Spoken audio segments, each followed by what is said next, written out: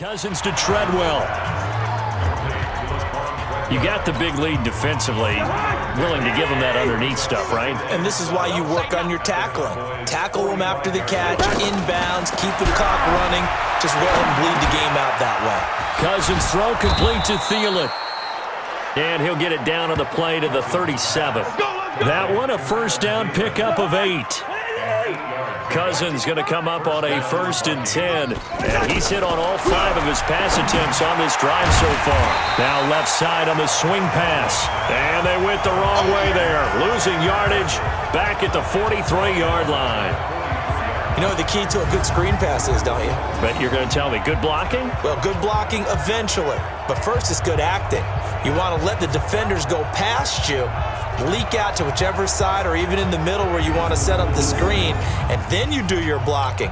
How about the read, though, by the defensive guys? They weren't fooled at all and actually ran with the lineman to where the play was and smothered it for a loss of yardage. He's going to go for a big play downfield. And that'll be incomplete. Good protection that time, and they couldn't hook up on the long one. Now it's 3rd down. 9th play of the drive now on 3rd and a country mile. Cousins again. And Rudolph has it left side. And he'll go down shy of the 40 at the 41. One thing I think that's safe to say defensively, the tackling's been really good. And because of that, it's been very, very hard for them to move the ball because you're not getting the benefits of run after catch. They're tackling them almost on the spot. That means you have to run extra plays, harder to move it. So they are going to call on Dan Bailey here. His career long is 56 yards done in Seattle. So this will be spotted on the midfield logo. It's a 58-yard attempt. And I don't think this has the carry. It does not. It's no good. And this score will stay right where it is. Well, I was watching him in warm-ups, and he hit a 62-yarder that hit the crossbar and went over. This one a little bit inside of that, but not enough leg. And the difference is what? Well, your live conditions, right? Live conditions, game conditions are a whole lot different than practice, where you just pop it up there, no rush, no pressure. I think maybe that takes a couple yards away from you when you have to do it when it's real. So good starting field position for him here as they come up 1st and 10. On 1st down, Elliott. And running room scarce here. He's going to be stopped in his tracks at the line of scrimmage. Tackle made by Everson Griffin. Just 2 minutes remaining here in the 4th quarter of what has been a one-sided affair. So the Cowboys in possession of the football here as we get you reset. And let's see what they've come up with offensively after having time to talk it over. Throwing on 2nd down, Prescott. And this is caught by Witten, the tight end.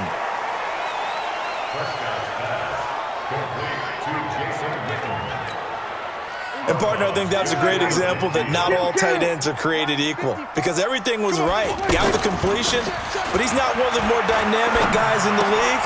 So even though he caught it, couldn't turn it into much more. And he's going to come up a few yards short. Brought down at the 45.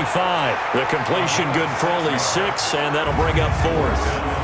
Then we got to give a little tip of the cap for the defense there. Zone coverage, locked it in tight, made it really difficult because they tried the crossing route against it, and it worked for a completion, but you have to know where the sticks are on 3rd down. Didn't get beyond them, no pickup.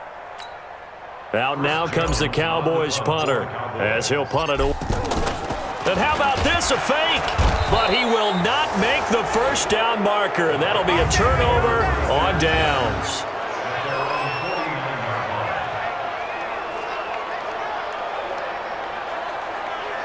Anytime a fake doesn't work, we usually focus our attention on the guys that were unsuccessful. But how about the defensive guys? They have to plan all week. They have to prepare all week.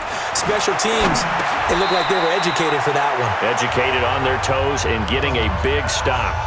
Give them a couple on the catch. It's 2nd and 8. So 2nd and 8 here after the pass play for 2 yards on 1st down. And he will go down. A Cowboys sack. The Vikings going to signal for the first of their timeouts as they get the stoppage with just over a minute to go in the game.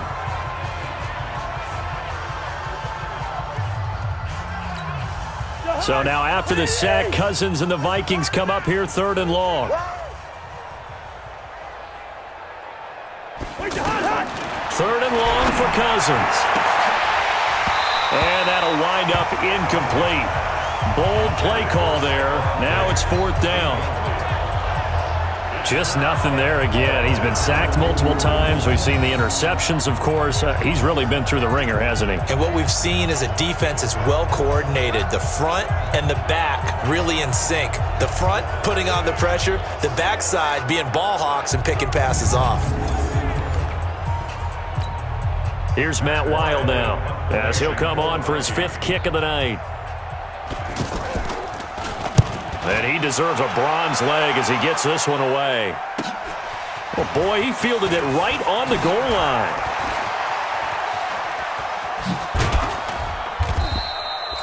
line. Nearly a huge return, as it is. Still a very good one. 24 yards. Here's the Dallas offense now heading back out onto the field. And checking the timeouts. They do have 2 defensively, but no real need to use them as they're not going to be able to stop the clock after that. Right there, 54 Mike. Here we go. They'll run on 1st down. It's Elliott. He'll be dropped after a gain of about 6 across the 30 to the 31. They'll come up now 2nd and 4 from the 31. Again, it's Elliott. And they get him down, but not before he takes it across the 40-yard line.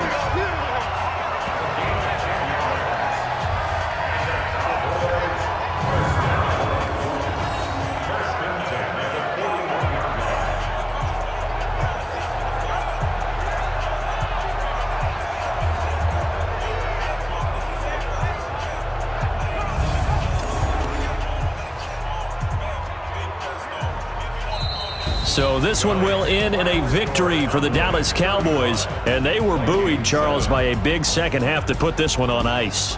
And I know a lot of people watching this one were thinking to themselves, I bet halftime was really interesting. Probably took the paint off the walls with some of the words that were said.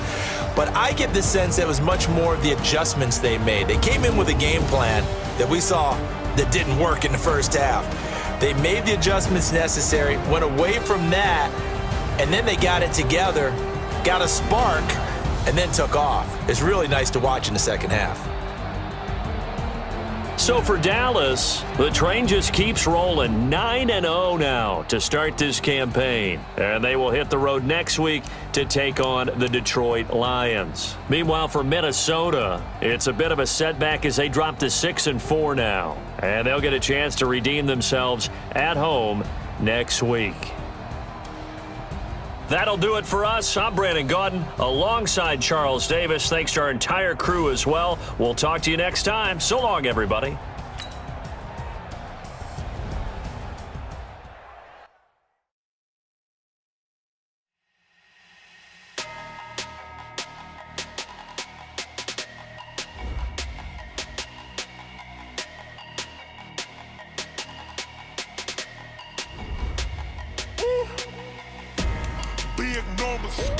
Big numbers, 100-minute bag, that's a big number. Big numbers, whole team counted, that's a big number. Hey, foreign cars, foreign seats with the foreign leather. Foreign number, put the card in the ATM in the sad era. Yeah, flex mode, this ain't Southwest, this a jet. I ain't gotta shut the cell off, cause the iPhone don't got a jet mode. Bad pesto. If you wanna come, let's go. We ain't going nowhere special. I just wanna see Modesto.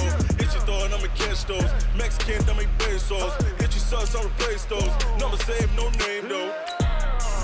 We need more, tell them we need more. Putting numbers on the board like I'm keeping score.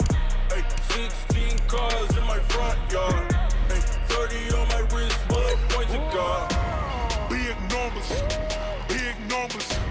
100-minute bag, that's a big number. Big numbers, whole team counted, that's a big number.